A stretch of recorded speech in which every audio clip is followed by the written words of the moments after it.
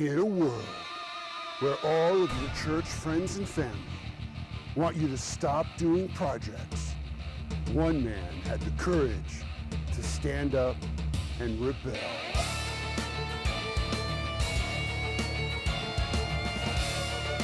This week we're talking about rebel, and what better way to talk about that than to actually rebel on camera. So I am working on a stage reset, and it's scheduled into my normal everyday work, but it's still a project, so rebel.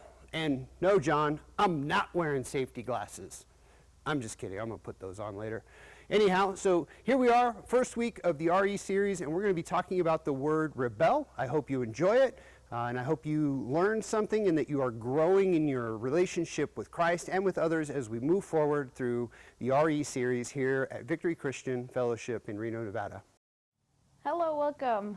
Welcome to this week's RE series small group discussion. As a group, we will be discussing the word rebel in the book of Joshua chapter 22. Leading up to this moment in Joshua, we see the Reubenites, the Gadites, and the half-tribe of Manasseh heading home after helping conquer the Promised Land. Joshua is giving them a good old-fashioned send-off, only this one came with a strong warning.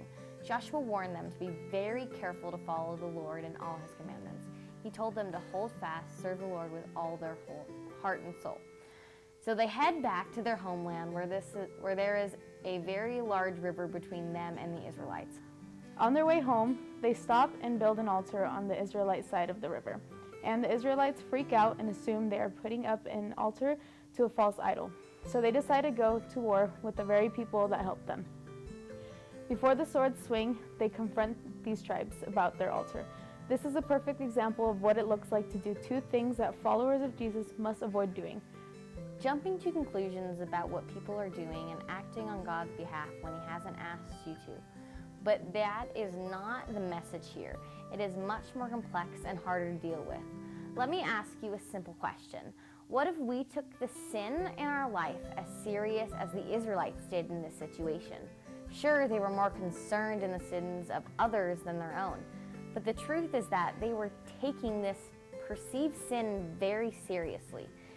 The Israelites were so afraid that the possibility of apostasy, which means to abandon your religious beliefs, that they were willing to go to war in order to avoid God's judgment. In this particular story, it ended up being the opposite of their knee-jerk reaction. In fact, the three tribes simply wanted a place to worship God that was closer to his people. It wasn't sin or apostasy, it was adoration and worship. I think that all too often we worry more about the other people's actions and sins that we lose sight of our own. So how is a story about misunderstanding have to do with rebellion? The answer is twofold. First, we must understand that to rebel isn't just what we see or what we understand. It means that our actions do not line up with grace and salvation afforded us because of the cross. I find that more and more Christians are wading into conflict and battle and using righteousness because of their religion as their weapons. This is an example of apostasy. To turn away from the grace and mercy that God has shown us by withholding it from others in our hearts because of our personal understanding. To be a Christian means to live in the grace of the cross, to show others the grace of the cross and grown in our maturity and relationship with God and others as a result of the grace of the cross. When we rebel in our hearts and actions, we blot out the grace of the cross. I am not suggesting that we shouldn't deal with sin, not at all, but can I suggest that how we deal with sin is really the issue. Conflict, hatred, and anger is not in the scriptures that I read, and it is not how Jesus showed us during his time on earth. Jesus not only forgave the worst of the worst, he hung out with them, he dined with them, and he shared the truth about grace and a relationship with God. Then he showed everyone that what we meant by true love and grace when he died on that cross. When we rebel, whether it is with an identifiable sin or apostolic behavior, we turn our hearts away from God. So now what? You might be thinking, thanks a lot for pointing out my shortcomings, but how do I deal with it? Let's start with a simple step. Do you have someone in your life that you trust and allow to speak into your life? If you answered no, this is the first bridge you have to cross. Get into a small group. Get to know people who see you are living a grace-filled life, and allow someone to speak into your life. When you have that person, your first step is to be honest and open with that person. Allow them to hold you accountable in a nurturing and honest way.